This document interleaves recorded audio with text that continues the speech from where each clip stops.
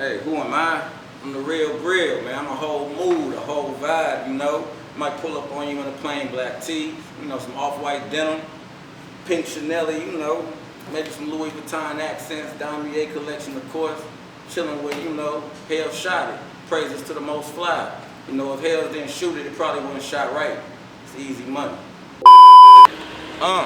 It's a whole nother side I don't let them see. She text, I'm missing you, baby. I said you better be. If it ain't meant to be, then just let it be. I'm too smooth, I done got away with felonies. Niggas adding bullshit to the recipe. Shit, I try to be the change that I wanna see. It's an honor and a privilege just to fuck with me. I'm dropping heat for the next 200 weeks. If you bad, then I gotta take you out for dinner. She gave a phone to the waitress to take a picture. But where I hang and who I'm with, ain't nobody business. Should I let it slide or let her know she tripping? She don't know the rules yet, she just know she winning. 007, she on the mission. But Mr. Nice Guy, he don't wanna hurt her feelings. But the old me saying give her ass to business. Drunk off Chris, bottles on E. Lil mama can't keep her hands off me. Wearing off white while we singing off key. Fuck all night when the nigga off E. If you got your hands out, then don't even call me. I'm just trying ball like a nigga sparred in. Her body so right, make a nigga call in. We ain't got service, but the money calling. Yeah, the real Bril. Okay, so yeah. For the people that don't know, let the people know who you are, how you came up with your name. Okay, man, you know, I'm the real Bril. You know, some know me as the real Bril. Used to be Young Bril, used to be Young Deezy. But nah, seriously, I started the name Young Bril because I came out as an artist name. The artist name was just Bril. And when you start putting your music out on all the platforms, there's a lot of other Brils. Yeah. So it was kind of difficult to get my music separated from all those other Brils. So I said, hey, let's go ahead, switch the name up, make sure it's unique, make sure when they get to it, they know it's me for sure. Boom, and we came up with the real Bril, and that's how that happened. Okay. All right, so you just said, and I know personally that you've been rapping for a while. That's a passion of yours, but what was your full inspiration to say, even back then, like, you know, I'm gonna take a music journey. I'm gonna take a walk on this journey and see what'll happen. Yeah, so I mean, to be just transparent, my father, he make music, he rap. So I grew up just being in the kitchen and seeing like him with all his rapping homeboys. You know, he rap. My cousin, the Roosevelt, he make music. Judas R, he in St. Louis making music currently. You know, I just grew up around just a lot of different artists in St. Louis. And like when I saw that at a young age, I was always a little guy in the kitchen trying to kick a freestyle, trying to, you know, get in on it. And then from there we blossomed into this. Okay. How do you describe your sound like that differentiates you from everybody else? Man, where do I start? I think that for me in particular, I like to make music. I like to make sure that it's gonna be appreciated on all levels. Sonically, you're gonna get a good beat. You're gonna get good substance in the lyrics. It's not gonna be anything in my songs that I feel like you're ever gonna have to wonder, like, what is he saying right there? Or everything's gonna be pronunciated. The content's gonna be good. Delivery gonna be good. It's just an overall good experience, like I said, musically as a song. So that, like I said, for me personally, I don't ever want to make music where a person be like, man, I don't know what he's saying, but that beat nice. Like that's not the type of music I make. So, you know, making quality music is like, that's me, that's what I'm on. Okay, yeah, that's important, and it's not in a bad way, but it's a lot of artists, it's a lot of people breaking into, okay, well maybe I could do music, so I get it. Yeah. What's your ultimate goal with your music? And I know it's not just you and music because you do more than that. So yeah. Your ultimate goal. I would say as a musician, just to touch people. You know, I do appreciate, like on a regular, I get like just DMs and messages from listeners and fans where the music touches people and it impacts them. Like, you know, built for this or something. Might be something that they tell me. I listen to that every morning on my way to work. Like as an artist, I remember getting that beat and hearing that and getting the lyrics and creating all that and going over it, rehearsing it, and recording it, and mixing it. So all them steps, and then I get that final product, I give it to the fans, and when they come back and say, hey, you know, this impacted me, that's kind of like what I'm doing it for, is to make sure I touch people, you know, over the money, over the fame, just to make sure that the message is heard. Yeah, okay. Well, you know, you do a great job branding yourself. And you're not like every other rapper. You have your own sound, you know. Yeah. You touch different groups like you need to. Right. So what is your way of planning that you execute that in a way where you are branding yourself differently and you say, okay, they come across me, oh, this guy is different, like, he's put together, he's taking it step by step, not rushing, actually taking time to push this stuff out. Exactly. So like, what is your plan to being branded different? Well, it's funny you mentioned that. If you recall, we've been friends for a while. Yeah. I had another page called The Real Bril. Yeah. And I had a lot of followers. I think maybe 14K on there. And it was a lot of different type of followers on there. My fan base was just all over the place. My demographic for that page, I had people from college. I had friends, colleagues, rap brothers. Yeah. Everybody just on that page. It wasn't organic following for music. So I like maybe 3-4 months ago, I started a new page and rebranded it just for music, man. You ain't gonna see me really at work or on a date or anything like that. It's just freestyles, music, content, pictures, and that's kind of how I'm coming, this time around, like just making sure that the following is organic and that I'm getting them, like I said, continuous and consistent good music and good content. Everybody that knows you knows for a fact that you are from St. Louis. Yes. So, what was it like growing up in St. Louis? Man, St. Louis is rough. Like many other cities, St. Louis got its ups and downs. I left St. Louis when I was 17, as I graduated high school. It was rough. I touched on it in some songs, even like I'm On My Mind when I say, ran up on me with the burner, ain't take shit. Like, that's real shit. Like, I was on a bus stop with my little baby brother, and we waiting on the bus stop, I'm picking him up from the boys club. Man, some dude pull up on us on foot. It's like 2 old ladies there, the old man there, and my little brother. Man, he pull up on me, I got the new little Motorola phone, I'm flexing today. Man, he pulled the burner out, put right to my head, like, man, up all that. And I don't care what nobody say about all that hood shit they be talking, man, this motherfucker pull up on me, huh? Bro, when you stand down the barrel of a gun, that shit is different. That shit is way different. Like, I just remember back then I was real small and skinny. I remember just flexing my abs like man, this shit finna hurt, bro. But no, long story short, I remember even in that situation, I just stood my ground. I remember telling buddy hey man, catch me on another day, man. I'm with my brother, man. You gotta. And dude literally just froze up and just took off. But St. Louis is that type of city. Long story short, where, like I say, anything can happen at any moment. It pop off like that. And right after that moment, I felt like the Fresh Prince, cause my parents got with my grandparents and all that, moved me across town, and I had to get out the hood. It was that bad for me at that time. But nonetheless, like I said, St. Louis, it got its opportunities, it got its qualities, turn you into a good artist, but it definitely got some other parts to it, that you can learn from. Okay. I know you've been in Atlanta for a minute.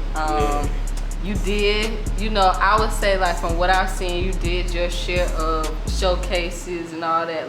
Overall, do you like Atlanta? And with that question too, what's the independent artist scene like for you as an independent artist? I really do like Atlanta, for the diversity and what it has to offer. Coming from St. Louis, and no shade to St. Louis, because that's where I'm from, that's what I'm on, but they have the reputation of not being as supportive as you might see Atlanta artists or with other Atlanta artists. They want to put each other on, they want to feature on each other's songs and support one another and go to the next level. We don't come from this, so to see that down here when I hit a showcase, like you said, when I get off stage, it's 7, 8 other artists that hey man, what's your Instagram? Let me get with you, let me send you some beats, let me feature with you. That type of support and stuff like that, I really love it down here because you get it continuously. It ain't a lot of hate and a lot of shade getting thrown that I've seen as of yet. So like I said, I've been enjoying it, I've been networking, I've been on the move, it is what it is. There's a lot going on within our community as African Americans right now. We know that that's nothing new with what's been going on the last couple of months. Maybe more so with the riots and seeing that in Atlanta, being here, even with the Rashard situation. Yeah. How do you, or what do you want to do in terms of making a change, contributing to the community, showing people it doesn't have to be this way, or maybe bringing in young guys to influence them, mentor them? I know you're part of fraternity, so what's your thoughts on that?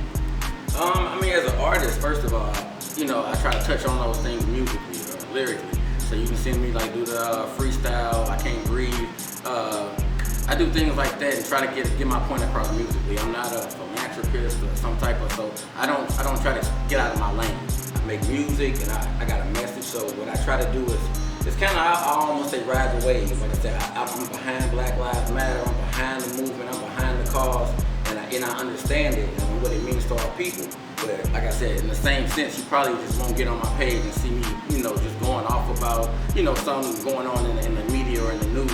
Because that's just not my forte. I'm an artist, I make music, and that's kind of how I, get it back to the community. And I try to make music as well, where like I say, you get the substance and the content that I done been through some shit or I done seen some shit, but you don't really see me showcasing or promoting violence or promoting, drug use or that's one thing I try to give back is to make sure, like I say, man, he's still witty, he's still current, he's still cool, but I ain't gotta, really be out here saying, I got the 4-5 loaded and it's no need. So like I said, we see what that's doing to our community. So like I said, I try to, stay reserved and stay away from that kind of content. And like I say, just make sure I use my platform to share, like I say, what's current and what's going on and raise the awareness of our situation. And thank you for that, because I tell all my artist friends this, and even people that aren't my friends, the guns and the videos, we gotta stop. We get it, but it doesn't have to be every video. It doesn't even have to be in a video. Like, we know it. And I was talking to a friend about that. I think it's more, if you want to say it's gangster, it's more gangster when you don't have to just be all out there with it. But that's besides the point. Exactly. But get the vibes. What do you? I'll say there's a lot of people becoming an entrepreneur right now. Yeah. You've been doing that for a minute. What are your top 3 priorities for anyone trying to become an entrepreneur, put themselves out there, network? Okay. I would say first and foremost, man, what a lot of people don't understand and see getting into, business is that they don't understand that their dream is their dream. Like nobody, you can have your family that love you, support you, they want to be your buddies, your girlfriend, whatever. They might, like I say, want to support you, but it's not their dream. So you got to make sure that you have accountability for everything in your camp, everything in your business, your infrastructure. You understand it and you can make sure you handle those tasks. Like I said, if you're dependent on somebody else to do a part of your business, it's possible that it could fail. Like I said, why would I have, my dream, I rely on somebody else for that. So that's number one.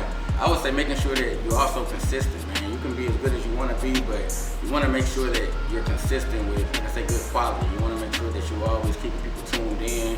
Whatever product you're selling, whatever music you're selling, whatever you're pushing, it's consistent. They always see it. It ain't never like, oh man, I ain't heard from him in, a month or two, and then they just pop back out of nowhere.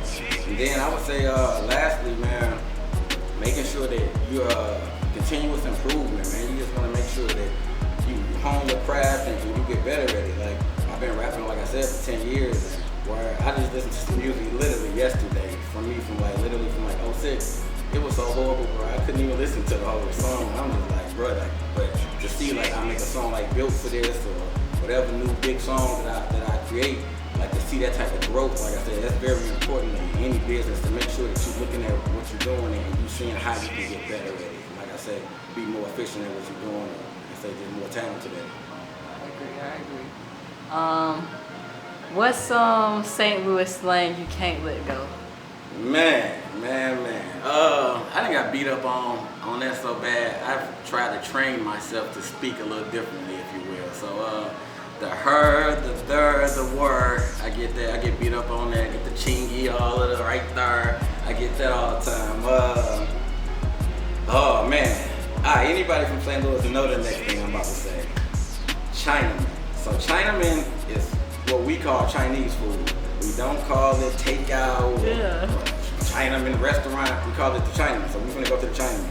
But anywhere you go that's not St. Louis, they look at you like either you racist or they don't know what the hell you talking about. But that's all we ever heard it being called is the Chinaman. So Chinaman is something I definitely ain't gave up. It's the Chinaman, bro. That is what it is. That's pretty much it for me, man.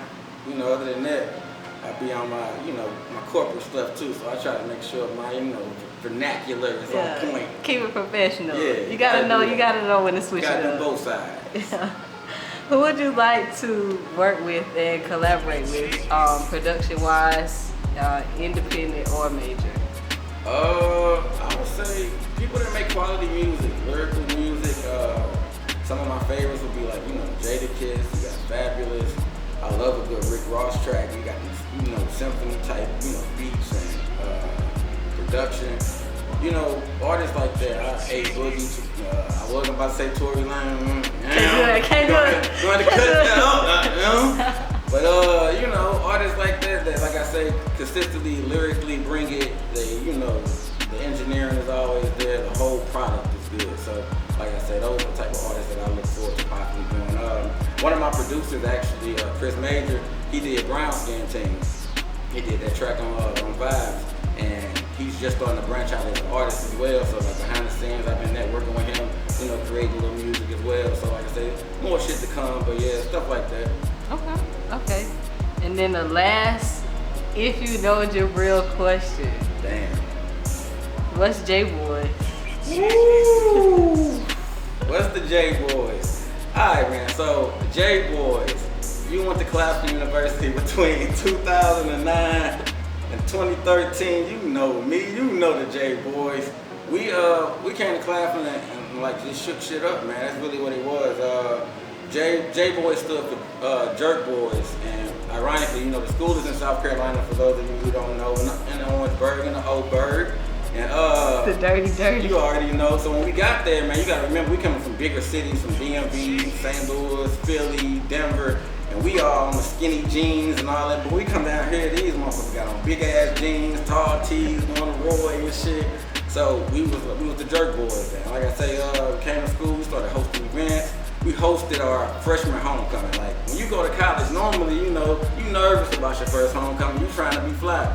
We was hosting our first homecoming. Like that's the type of movement we was on. The J-Boys. And we was always into some shit. So we was always fighting and doing some goofy shit.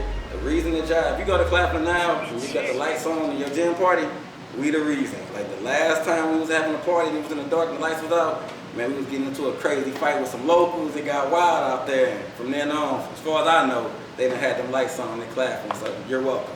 But yeah, that's the J-Boys for you, man. J's up, get your cake up. You know what it is.